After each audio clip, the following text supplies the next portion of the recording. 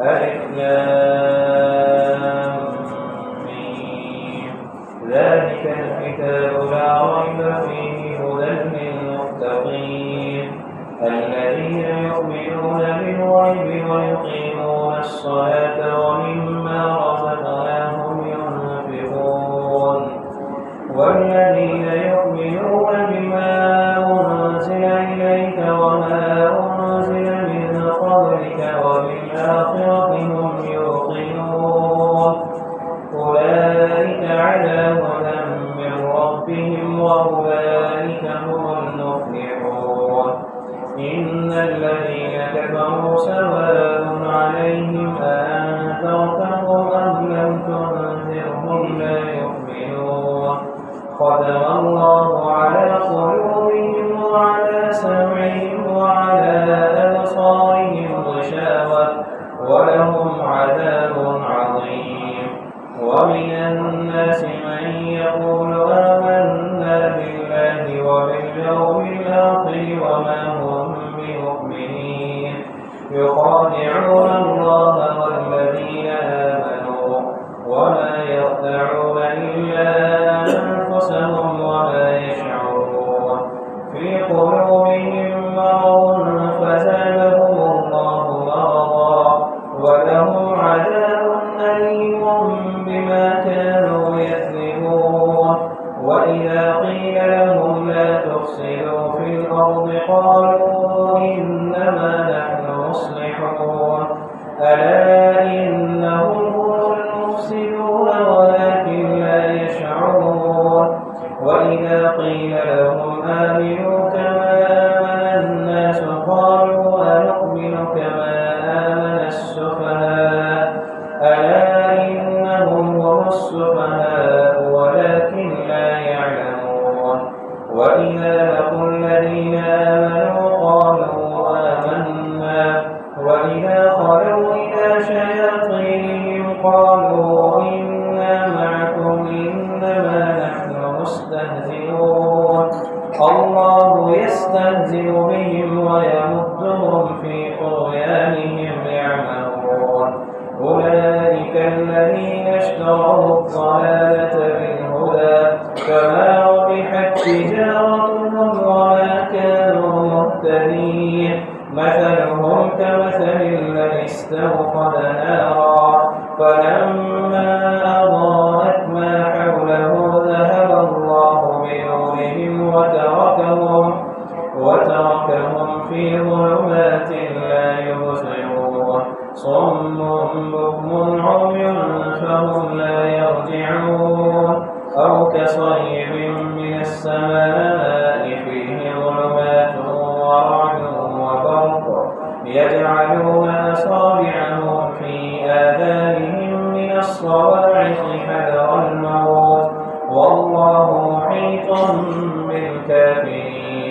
يكاد البرق يخطف أبصارهم كلما أضاء لهم مشوا فيه وإذا أظلم عليهم قاموا ولو شاء الله لذهب بسمعهم وأبصارهم إن الله على كل شيء قدير يا أيها الناس اعبدوا ربكم الذي خلقكم والذين من قبلكم لعلكم تتقون الذي جعل لكم الأرض فراشا والسماء بناء وأنزل من السماء ماء فأخرج به من الثمرات رزقا لكم فلا تجعلوا لله أندادا وأنتم تعلمون وإن كنتم في ريب مما نزلنا على عبدنا فأتوا بسورة من مثله وادعوا شهداءكم من دون الله إن كنتم صادقين فإن لم تفعلوا ولن تفعلوا فاتقوا النار التي وقودها الناس والحجارة أعدت للكافرين وبشر الذين آمنوا وعملوا الصالحات أن لهم جنات تجري من تحتها الأنهار كلما رزقوا منها من ثمرة رزقا قالوا هذا الذي رزقنا من قبل وأتوا به متشابها ولهم فيها أزواج مطهرة وهم فيها خالدون إن الله لا يستحيي أن يضرب مثلا ما بعوضة فما فوقها فأما الذين آمنوا فيعلمون أنه الحق من ربهم وأما الذين كفروا فيقولون ماذا أراد الله بهذا مثلا يضل به كثيرا ويهدي به كثيرا وما يضل به إلا الفاسقين الذين ينقضون عهد الله من بعد ميثاقه ويقطعون ما أمر الله به أن يوصل ويفسدون في الأرض أولئك هم الخاسرون كيف تكفرون بالله وكنتم أمواتا فأحياكم ثم يميتكم ثم يحييكم ثم إليه ترجعون هو الذي خلق لكم ما في الأرض جميعا ثم استوى إلى السماء فسواهن 7 سماوات وهو بكل شيء عليم قال ربك للملائكة إني جاعل في الأرض خليفة قالوا وتجعل فيها من يفسد فيها ويسفك الدماء ونحن نسبح بحمدك ونقدس لك قال إني أعلم ما لا تعلمون وعلم آدم الأسماء كلها ثم عرضهم على الملائكة فقال أنبئوني بأسماء هؤلاء إن كنتم صادقين قالوا سبحانك لا علم لنا إلا ما علمتنا إنك أنت العليم الحكيم قال يا آدم أنبئهم بأسمائهم فلما أنبأهم بأسمائهم قال ألم أقل لكم إني أعلم غيب السماوات والأرض وأعلم ما تبدون وما كنتم تكتمون وإذ قلنا للملائكة اسجدوا لآدم فسجدوا إلا إبليس أبى واستكبر وكان من الكافرين وقلنا يا آدم اسكن أنت وزوجك الجنة وكلا منها رغدا حيث شئتما ولا تقربا هذه الشجرة فتكونا من الظالمين فأزلهما الشيطان عنها فأخرجهما مما كانا فيه وقلنا اهبطوا بعضكم لبعض عدو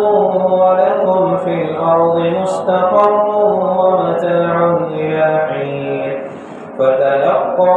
آدم من ربه كلمات فتاب عليه إنه هو التواب الرحيم قلنا اهبطوا منها جميعا فإما يأتينكم مني هدى فمن تبع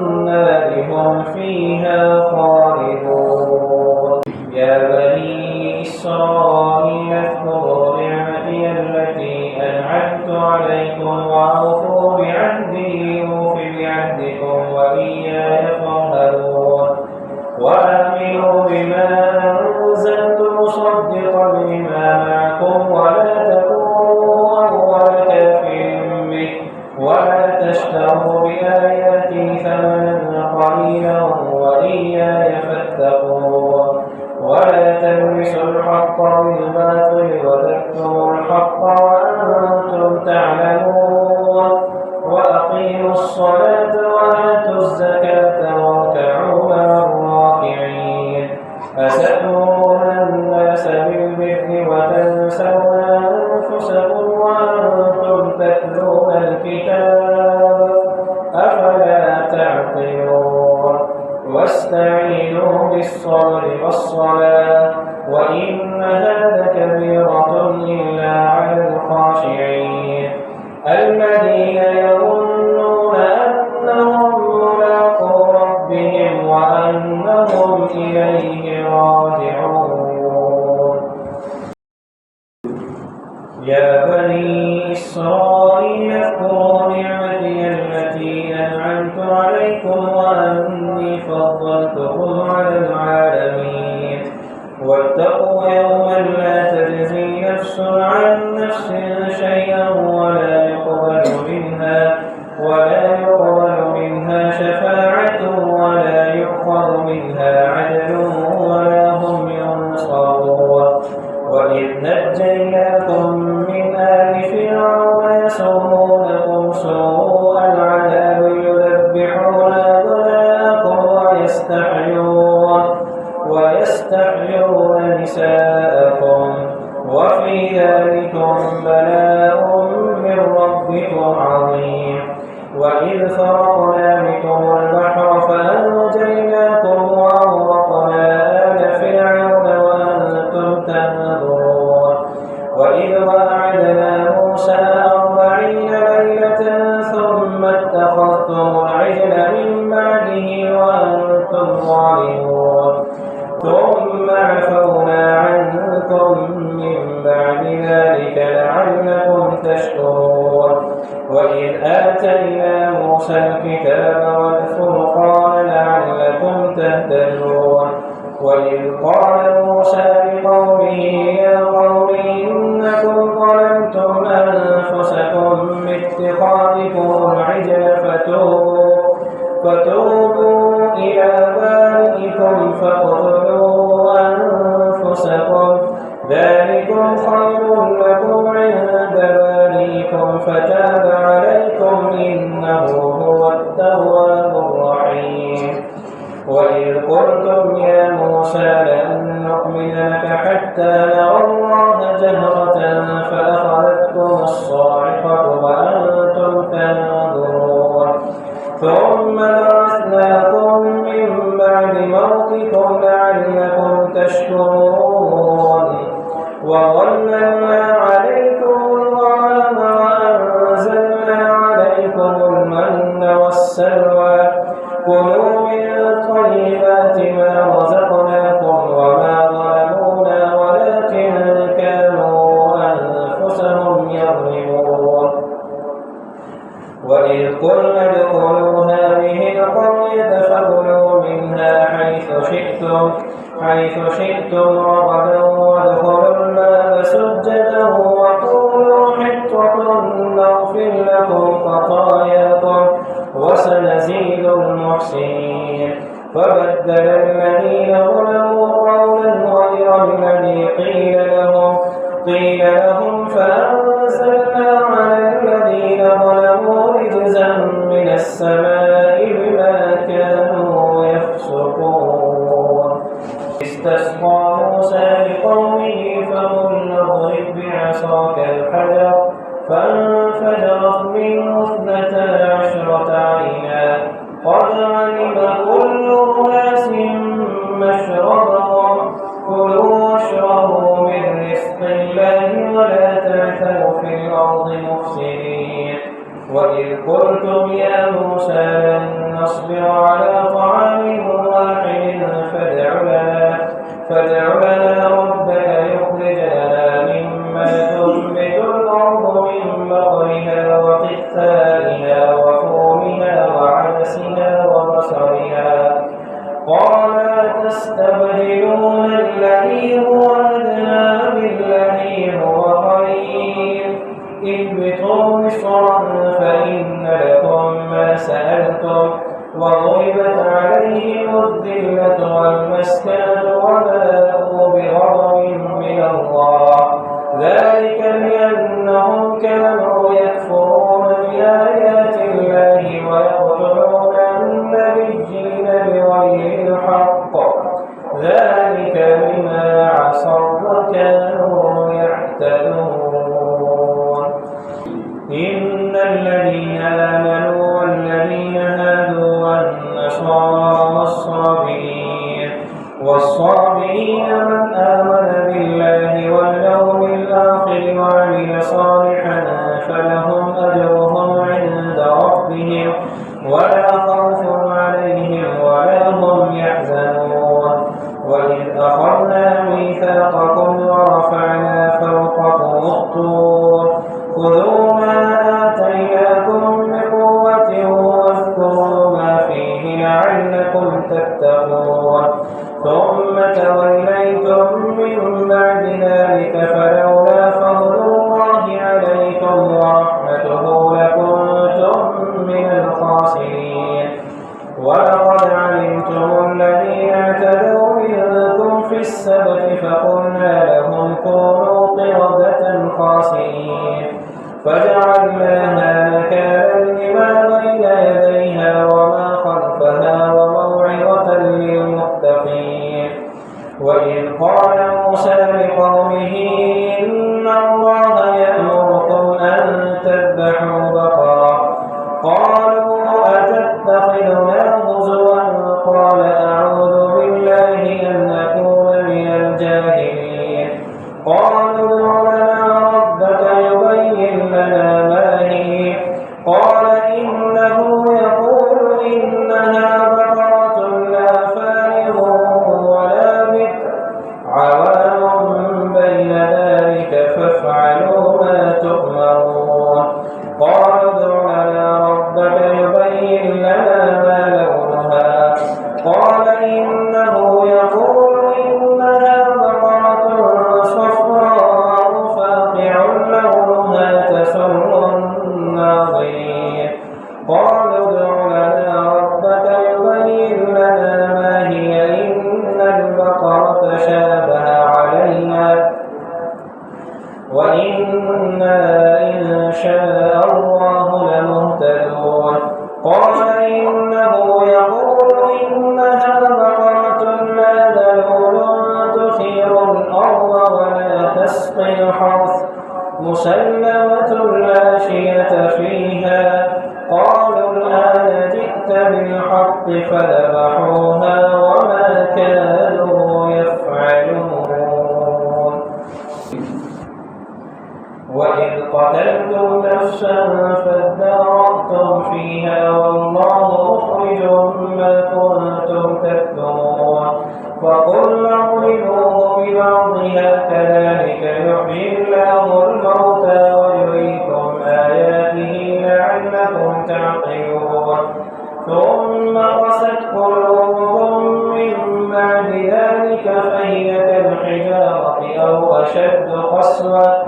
وإن من الحجارة لما يتفجر منه الأنهار وإن منها لما يشقق فيخرج منه الماء وإن منها لما يهبط من خشية الله وما الله بغافل عما تعملون أفتطمعون أن يؤمنوا لكم وقد كان فريق منهم يسمعون كلام الله ثم يحرفونه من بعد ما عقلوه وهم يعلمون وإذا لقوا الذين آمنوا قالوا آمنا وإذا خلا بعضهم إلى بعض قالوا أتحدثونهم بما فتح الله عليكم ليحاجوكم به عند ربكم أفلا تعقلون أولا يعلمون أن الله يعلم ما يسرون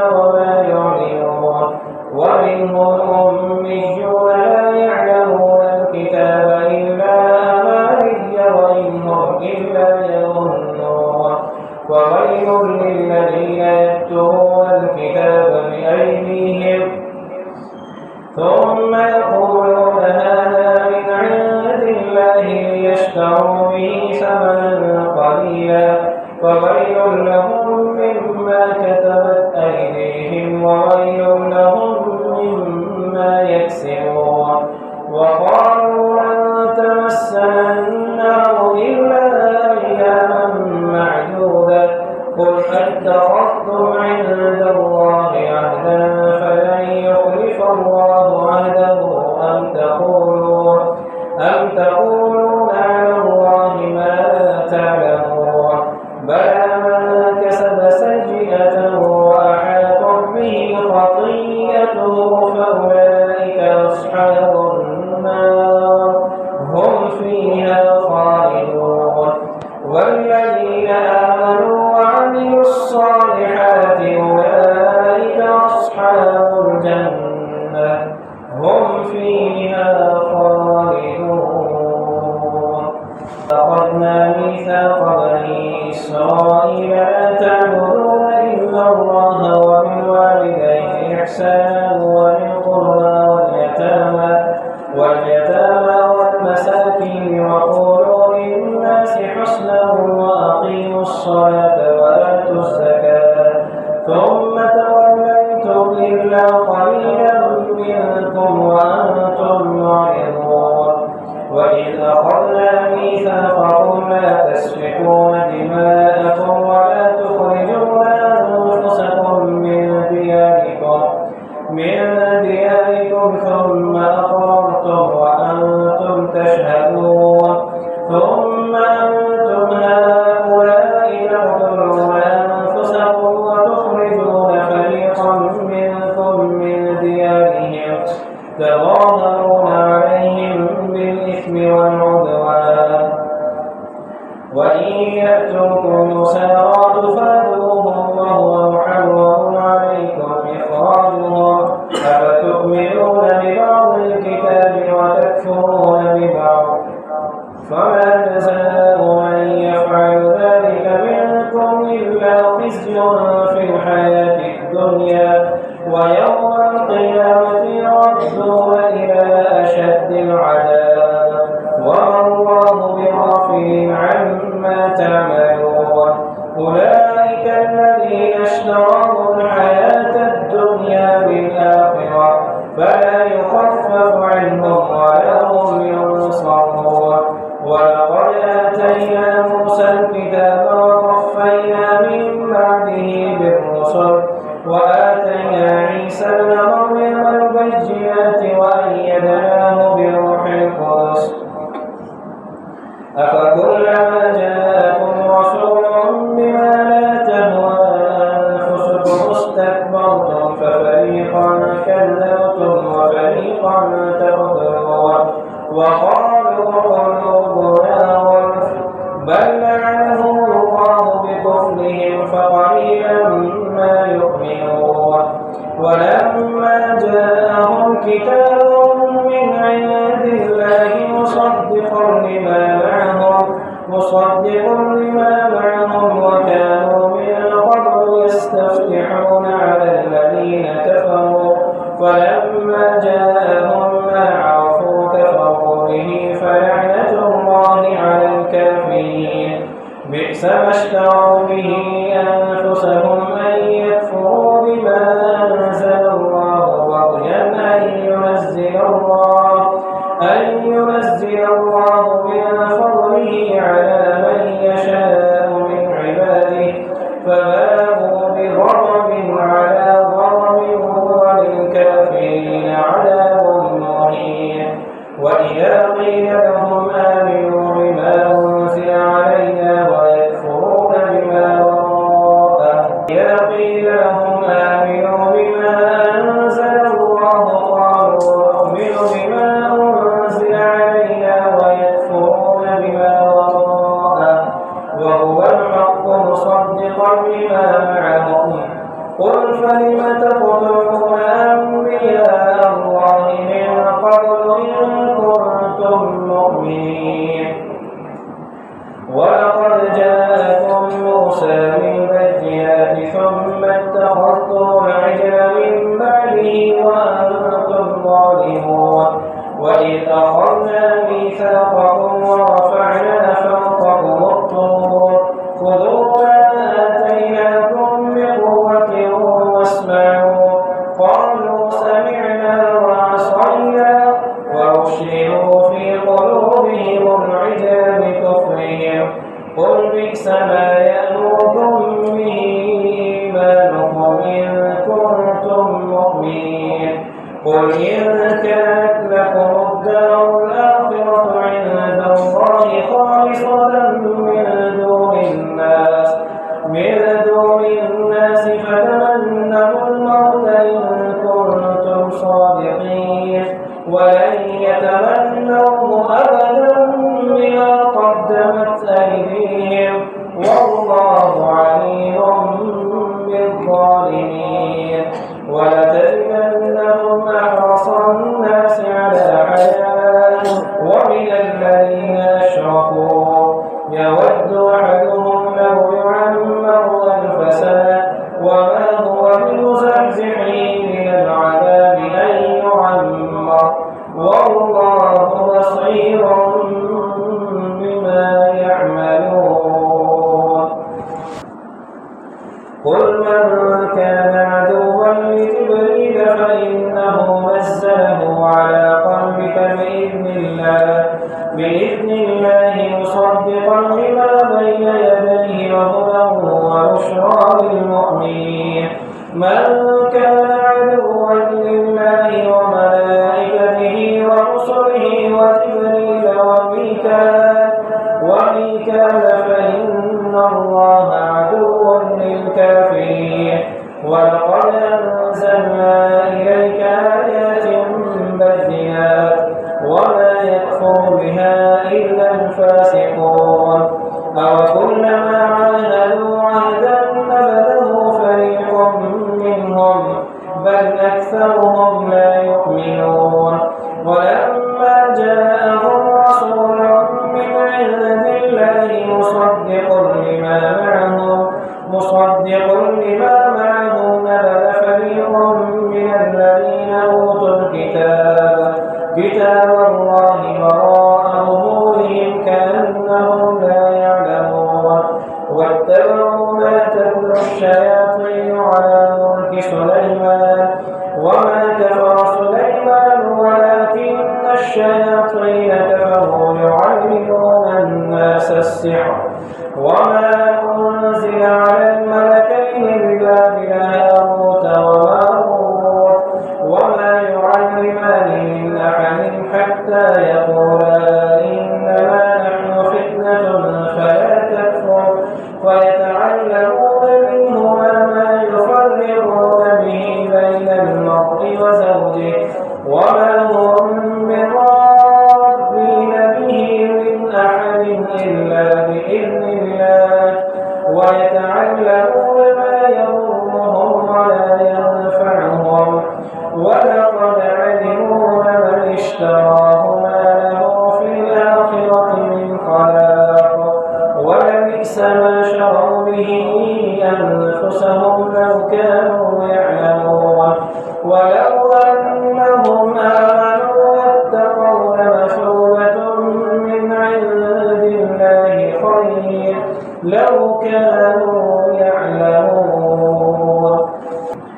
يا أيها الذين آمنوا لا تقولوا راعنا وقولوا انظرنا واسمعوا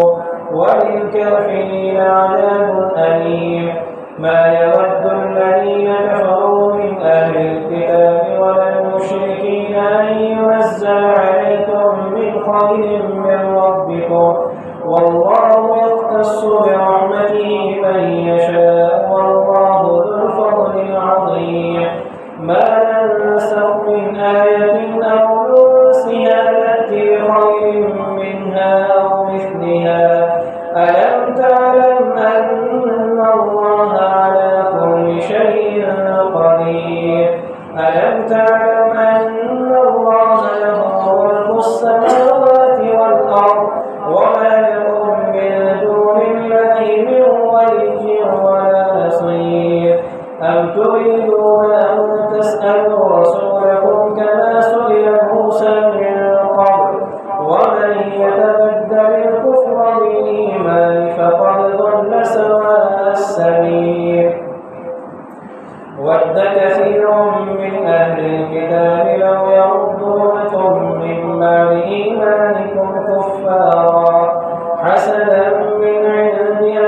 أنفسهم من بعد ما تبين لهم الحق فاعفوا واصفحوا حتى يأتي الله بأمره إن الله على كل شيء قدير وأقيموا الصلاة وآتوا الزكاة وما تقدموا لأنفسكم من خير تجدوه عند الله إن الله بما تعملون بصير وقالوا لن يدخل الجنة إلا من كان هودا أو نصارى تلك أمانيهم قل هاتوا برهانكم إن كنتم صادقين بلى من أسلم وجهه لله وهو محسن فله أجره عند ربه ولا خوف عليهم ولا هم يحزنون وقالت اليهود ليست النصارى على شيء وقالت النصارى ليست اليهود على شيء وهم يتلون الكتاب كذلك قال الذين لا يعلمون مثل قولهم فالله يحكم بينهم يوم القيامة فيما كانوا فيه يختلفون ومن أظلم ممن منع مساجد الله أن يذكر فيها اسمه وسعى في خرابها أولئك ما كان لهم أن يدخلوها إلا خائفين لهم في الدنيا خزي ولهم في الآخرة عذاب عظيم ولله المشرق والمغرب فأينما تولوا فثم وجه الله إن الله واسع عليم وقالوا اتخذ الله ولدا سبحانه بل له ما في السماوات والأرض كل له قانتون بديع السماوات والأرض وإذا قضى أمرا فإنما يقول له كن فيكون وقال الذين لا يعلمون لولا يكلمنا الله أو تأتينا آية كذلك قال الذين من قبلهم مثل قولهم تشابهت قلوبهم قد بينا الآيات لقوم يوقنون إنا أرسلناك بالحق بشيرا ونذيرا ولا تسأل عن أصحاب الجحيم ولن ترضى عنك اليهود ولا النصارى حتى تتبع ملتهم قل إن هدى الله هو الهدى ولئن اتبعت أهواءهم بعد الذي جاءك من العلم ما لك من الله من ولي ولا نصير الذين آتيناهم الكتاب يتلونه حق تلاوته أولئك يؤمنون به ومن يكفر به فأولئك هم الخاسرون الله بني إسرائيل اذكروا نعمتي التي أنعمت عليكم وأني فضلتكم على العالمين واتقوا يوما لا تجزي نفس عن نفس شيئا ولا يقبل منها عدل ولا تنفعها شفاعة ولا هم ينصرون وإذ ابتلى إبراهيم ربه بكلمات فأتمهن قال إني جاعلك للناس إماما قال ومن ذريتي قال لا ينال عهد الظالمين وإذ جعلنا البيت مثابة للناس وأمنا واتخذوا من مقام إبراهيم مصلى وعهدنا إلى إبراهيم وإسماعيل أن طهر بيتي للطائفين والعاكفين والركع السجود وإذ قال إبراهيم رب اجعل هذا بلدا آمنا وارزق أهله من الثمرات من آمن منهم بالله واليوم الآخر قال ومن كفر فأمتعه قليلا ثم أضطره إلى عذاب النار وبئس المصير وإذ يرفع إبراهيم القواعد من البيت وإسماعيل ربنا تقبل منا إنك أنت السميع العليم ربنا واجعلنا مسلمين لك ومن ذريتنا أمة مسلمة لك وأرنا مناسكنا وتب علينا إنك أنت التواب الرحيم ربنا وابعث فيهم رسولا منهم يتلو عليهم آياتك ويعلمهم الكتاب والحكمة ويزكيهم إنك أنت العزيز الحكيم لن يرضوا عن ملة إبراهيم إلا من سفه نفسه ولقد اصطفيناه في الدنيا وإنه في الآخرة لمن الصالحين إذ قال له ربه أسلم قال أسلمت لرب العالمين ووصى بها إبراهيم بنيه ويعقوب يا بني إن الله اصطفى لكم الدين فلا تموتن إلا وأنتم مسلمون أم كنتم شهداء إذ حضر يعقوب الموت إذ قال لبنيه ما تعبدون من بعدي قالوا نعبد إلهك وإله آبائك إبراهيم وإسماعيل وإسحاق إلها واحدا ونحن له مسلمون تلك أمة قد خلت لها ما كسبت ولكم ما كسبتم ولا تسألون عما كانوا يعملون وقالوا كونوا هودا أو نصارى تهتدوا قل بل ملة إبراهيم حنيفا وما كان من المشركين قولوا آمنا بالله وما أنزل إلينا وما أنزل إلى إبراهيم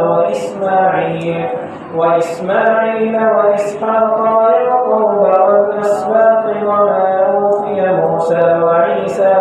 وعيسى وما أوتي النبيون من ربهم لا نفرق بين أحد منهم ونحن له مسلمون وإن آمنوا بمثل ما آمنتم به فقد اهتدوا وإن تولوا فإنما هم في شقاق فسيكفيكهم الله وهو السميع العليم صبغة الله ومن أحسن من الله صبغة ونحن له عابدون قل أتحاجوننا في الله وهو ربنا وربكم ولنا أعمالنا ولكم أعمالكم ونحن له مخلصون أم تقولون إن إبراهيم وإسماعيل وإسحاق ويعقوب والأسباط كانوا هودا أو نصارى قل أنتم أعلم أم الله ومن أظلم ممن كتم شهادة عنده من الله وما الله بغافل عما تعملون تلك